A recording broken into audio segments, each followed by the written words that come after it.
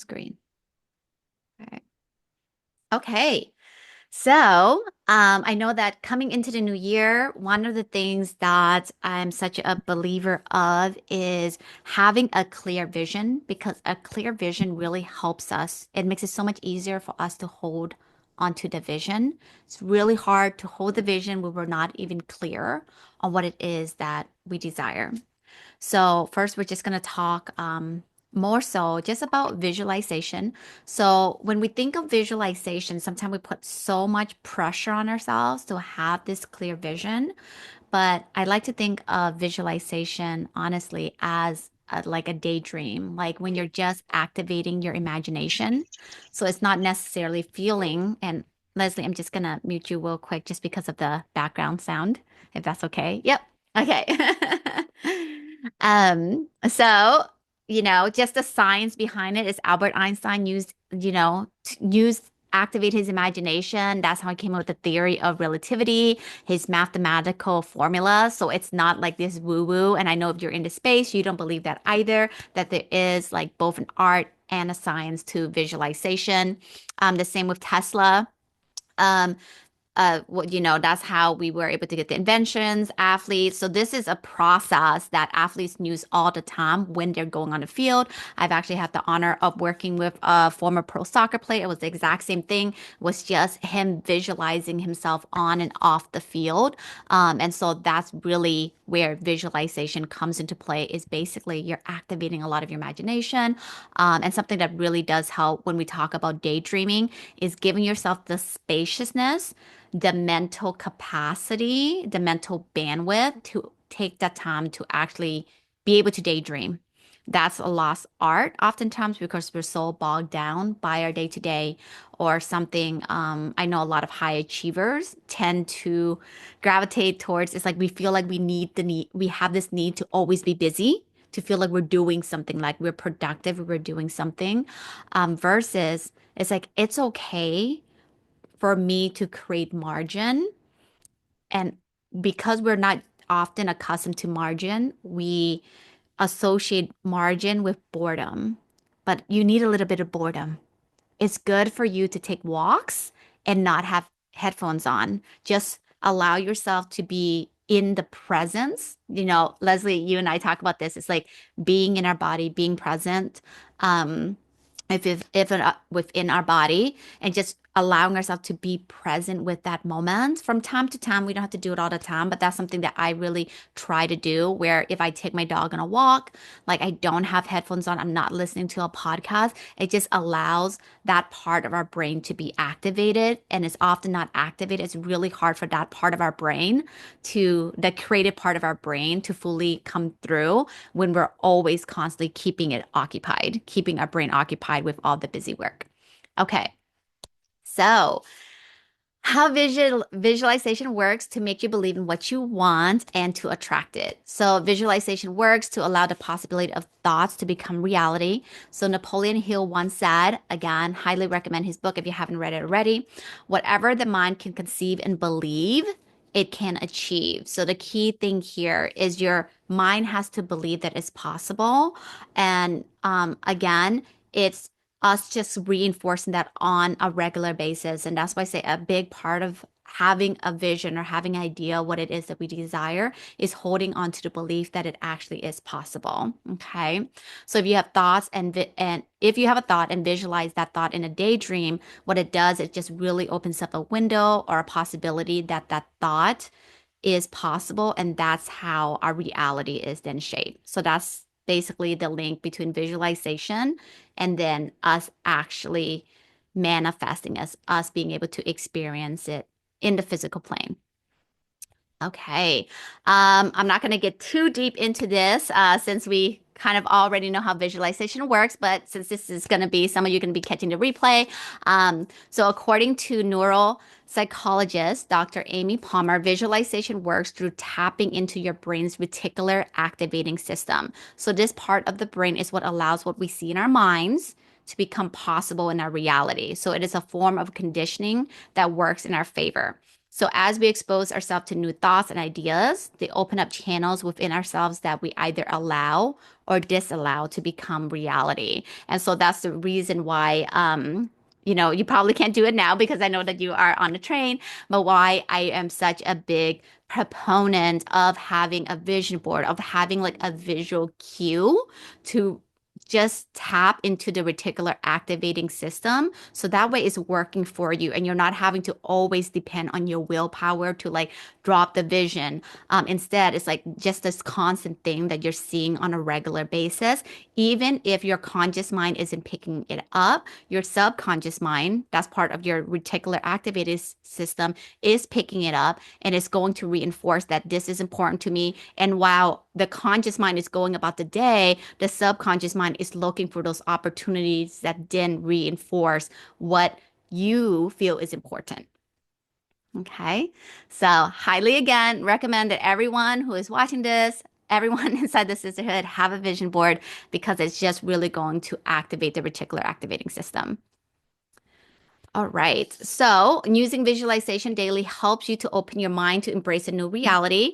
So, if you continue to do things the same way over and over again, you may miss new opportunities to reach your goals. So, by using visualization, you can set up success in your future by setting your mindset on achieving your goals and by focusing your mind on them. So, just basically going right back to having that visual cue, something that serves as a reminder. I have it on my wallpaper on my computer.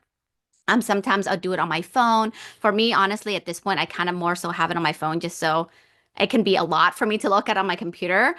Because in that way, when I'm on my phone, I'm constantly being reminded this is what's important to me. This is what I'm working on, even though the conscious mind may not be picking it up because you're going throughout the day, but it just serves as a constant reminder for you. So, especially since we use our phones all the time, which is why I love having the board that I will be sharing with the group, and I'll drop it in the Slack as well, is that you just have that visualization at all times, even every single time you're picking up your phone. Okay. Um, and it just only takes a few minutes to visualize what you want.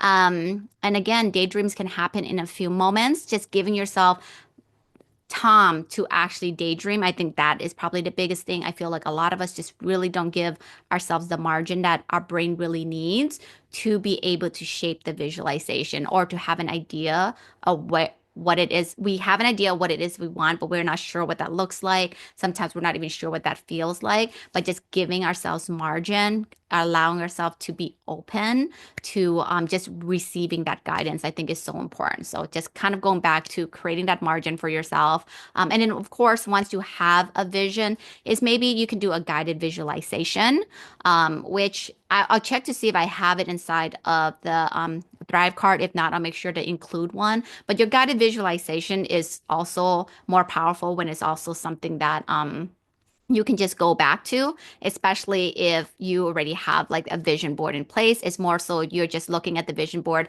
allowing yourself to feel the feelings of already having it, what that feels like, maybe the experiences that you're having, and just doing that every single day. So a practice I like to do for myself in the morning is I actually like to journal and then visualize what my day is gonna look like. And so that's something that just really helps me have that intention for that day. So, and that's something you could practice as well. So you can do it as like a daily, like what my day to day looks like when you're saying, oh, this is how I want my days to go. And you just kind of reinforce that by doing it every single day.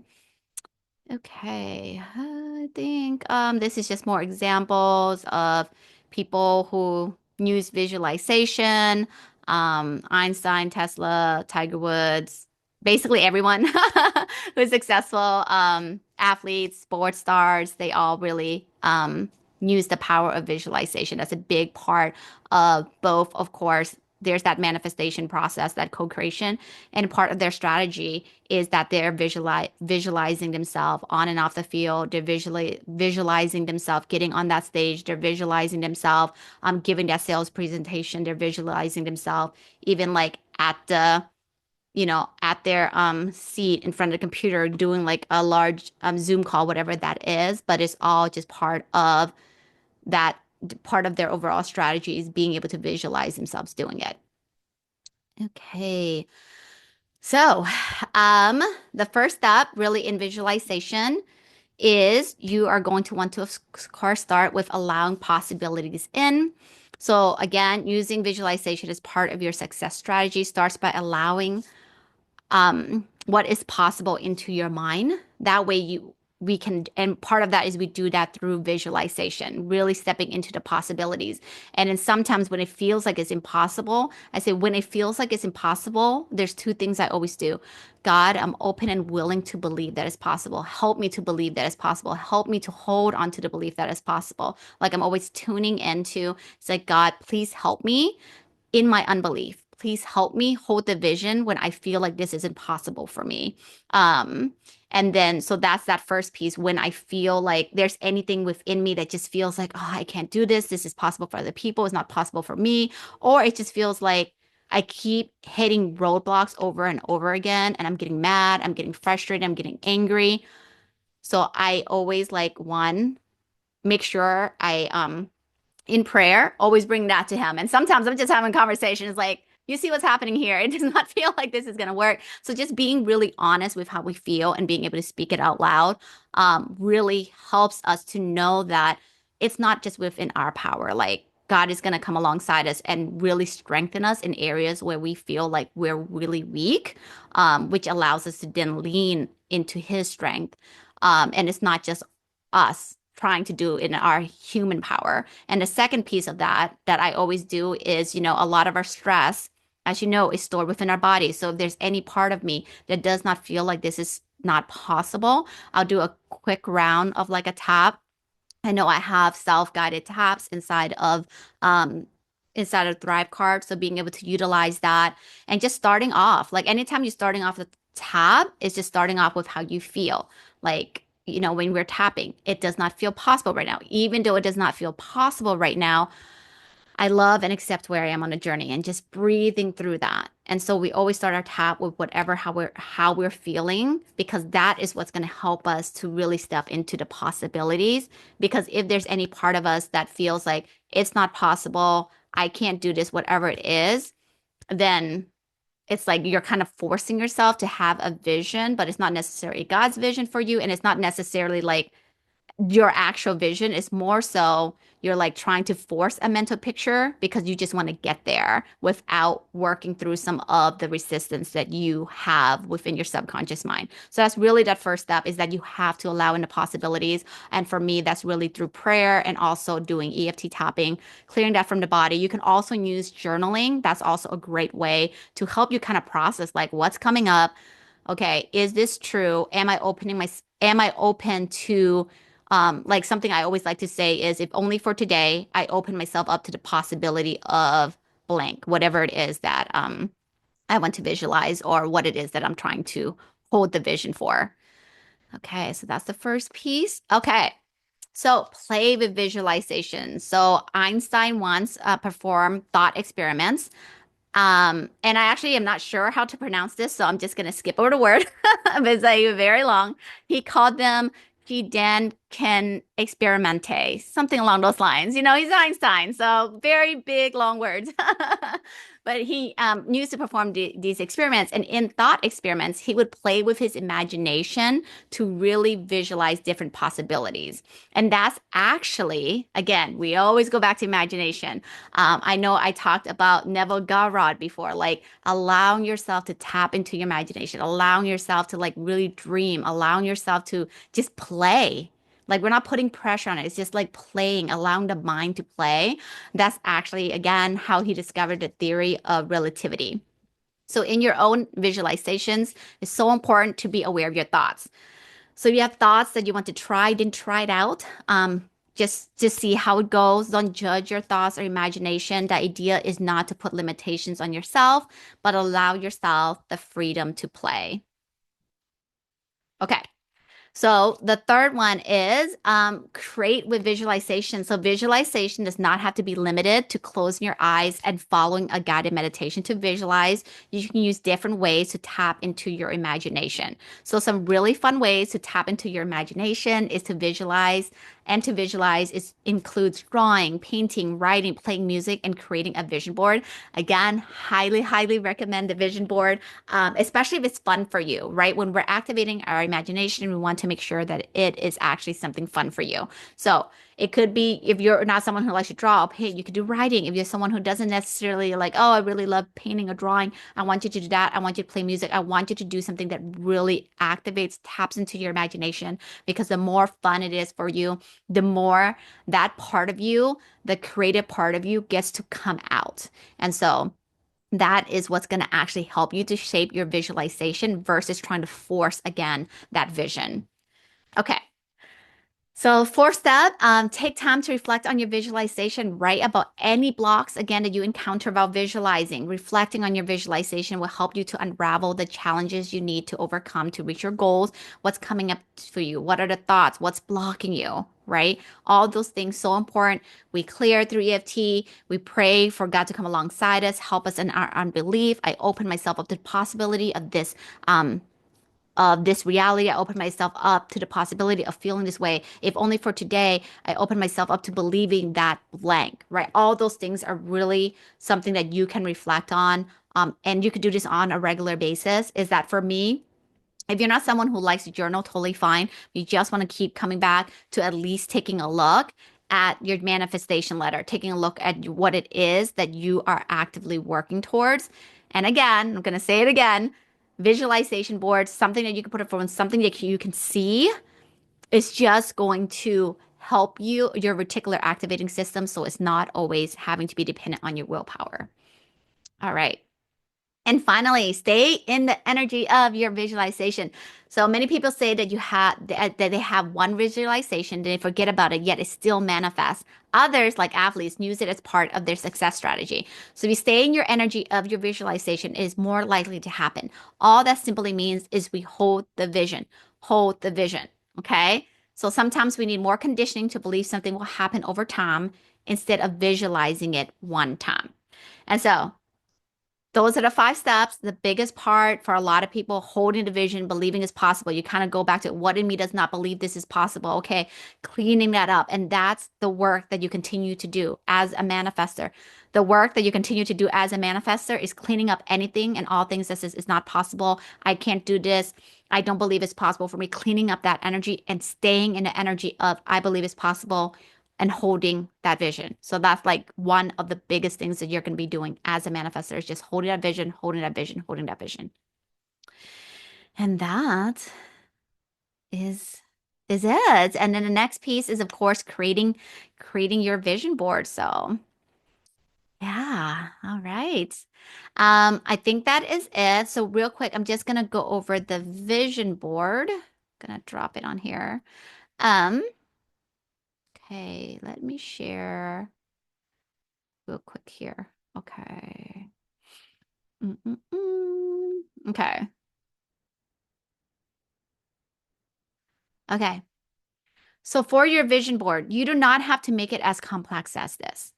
But I want you to actually take the time, again, for those of you, and if you're reading this recording, chances are you're already inside of the Attract Abundance Academy, which means you already have access to, if you're an annual member, you already have access to the Manifest Your Dream Life course. If you do not, highly recommend this course alongside of the vision board that you're going to be doing.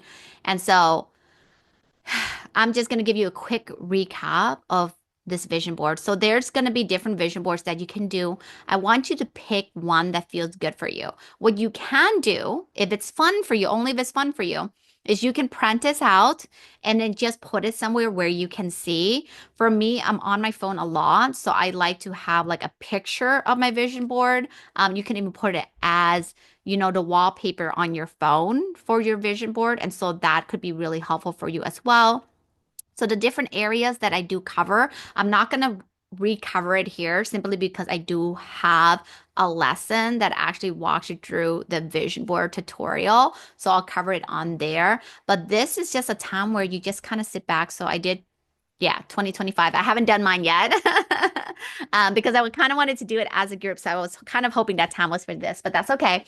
Um, is you're going to do, again, I'm not going to cover every single thing because already have a lesson on that, but basically you're going to have your dreams list. Like what is it that just is calling to you this year? Like if you just give yourself the opportunity to dream, what does that look like? What just feels so good for you?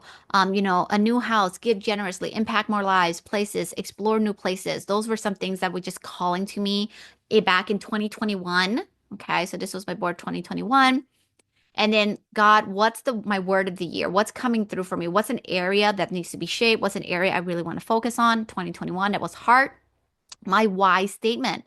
It's like, why do I want to do this? Why am I choosing heart? Heart-centered living that spills into every area of my life was what was coming through for me back in 2021.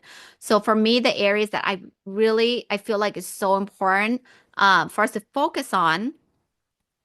Again, you don't need to feel, I don't want you to ever feel like you have to do all these areas. But if you watch a training on the wealthy woman, it's like this is how you quantum leap is when you're able to just like be that person who already has those things, like for physical fitness, whatever that looks like.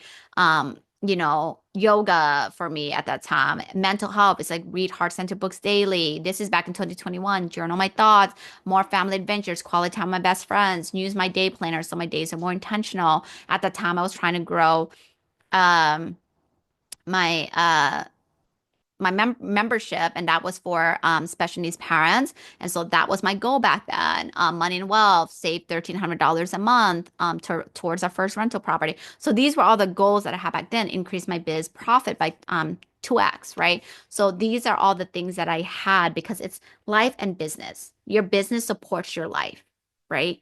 And part of that is understanding is like, okay, what matters to me? What are the things like physical health? I would always say is super important. What does that mean for you? Physical health could be something as simple as like moving my body. It could be something as simple as like it could be something as simple as like what, like making sure that I eat more healthy or whatever that looks like for you. But as we get older, just physical health really affects us. And so whatever that feels like and looks like for you, mental health is a huge one. What is that for you? It could be calling my friend on a weekly basis.